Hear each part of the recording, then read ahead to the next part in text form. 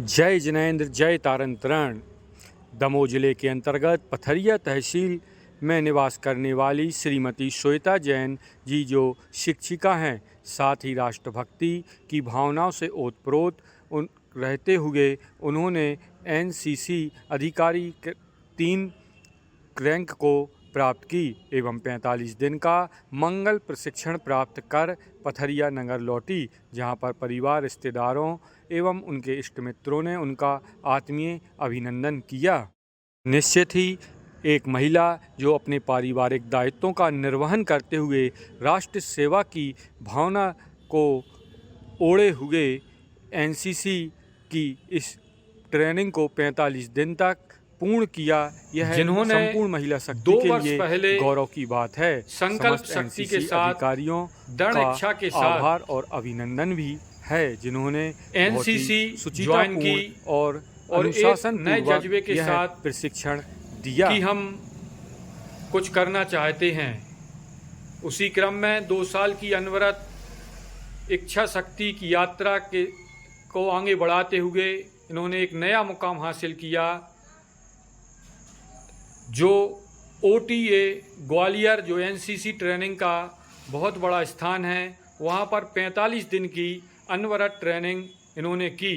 और उस ट्रेनिंग की सबसे ख़ास बात यह रही कि इन्होंने रात्रि भोजन का जो त्याग का इनका नियम था, आलू प्याज और लहसुन त्याग का जो नियम था, उसको उन्होंने वहाँ पर भी बखूबी निभाया और वहाँ के सम्मानीय जनों ने इस नियम को पालन करने में भी बहुत सहयोग दिया। तो मैं चलता हूँ अब शास्त्री श्वेता जैन जी जो एनसीसी की 3rd रैंक ऑफिसर बनी हैं, जिनके कंधे पर आप देख रहे हैं गोल्डन कलर चमचमाता हुआ एक स्टार लगा है। जी कैसे मतलब एनसीसी ज्वाइन करने के पीछे क्या आपकी भाव थे? मेरे ये भाव थे कि देश सेवा करने के भाव थे, और जो जैन बच्चे आगे नहीं बढ़ते उनके लिए उत्साहवर्धन करना है कि आप भी आगे बढ़ें और देश सेवा में सहयोग करें। और थोड़ा सा दिक्कत होती है जैन समाज में कि हम रात में नहीं खाते, आलू प्याज लहसुन नहीं खाना, तो ये सब सुविधाएं वहाँ आपको भरपूर मिलेंगी। आपने घर से दूर, बच्चों से दूर और परिवार से दूर 45 दिन तक वहाँ ट्रेनिंग की, तो उस ट्रेनिंग में आपको कैसा महसूस हुआ? मुझे तो शुरू में बहुत दिक्कत हुई और घर छोड़ना बहुत मुश्किल था, लेकिन एक तरफ था कि हमें आगे बढ़ना है, देश सेवा के लिए आगे बढ़ना है, और एक तरफ था कि घर। लेकिन कुछ करने के लिए कुछ खोना भी पड़ता है, तो हमने 45 दिन के लिए अपने घर को भी छोड़ा। ज़्यादा है तो बात भी कर लेते थे फ़ोन में। अंडर ऑफिसर का भी बहुत सहयोग रहा, मेजर प्रतिभा मैम, मेजर प्रियंका मैम, इन सभी ने भरपूर सहयोग किया वहाँ हम सभी का।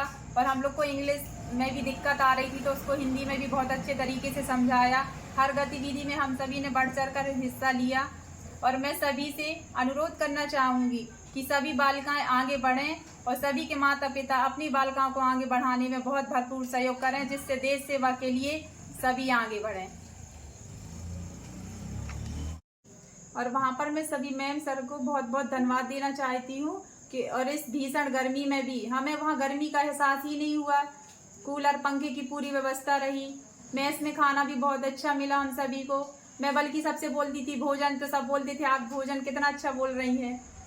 और हम सब वहाँ पर सभी भारतवर्ष से सभी महिलाएं आई थी, 127 मैम थी, लेकिन सब लोग ऐसे मिलकर रहे कि किसी को घर की याद ही नहीं आई, और किसी को मतलब हर वर्ग के सब मिलकर रहे, किसी को वहाँ नहीं पता चला कि हम कौन है। एकता और अनुशासन का जो नारा है एनसीसी का, उसको बखूबी निभाया हम सभी ने, और एक मिसाल कायम की कि हम सब वहाँ से जो सीख कर आए हैं वो सब बच्चों में, सब कैडेटों में देश सेवा के लिए भावना हम भरपूर भर देंगे।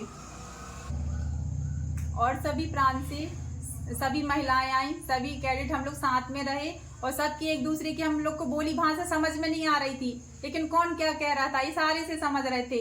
और एक ही रूम में हम चारों को साथ में रहना, कोई कर्नाटक से, कोई हिमालय से, कोई जम्मू कश्मीर से, कोई एमपी से, कोई किसी का समझ नहीं पा रहा था, लेकिन हम लोग एक दूसरे की समझने का प्रयास कर रहे थे।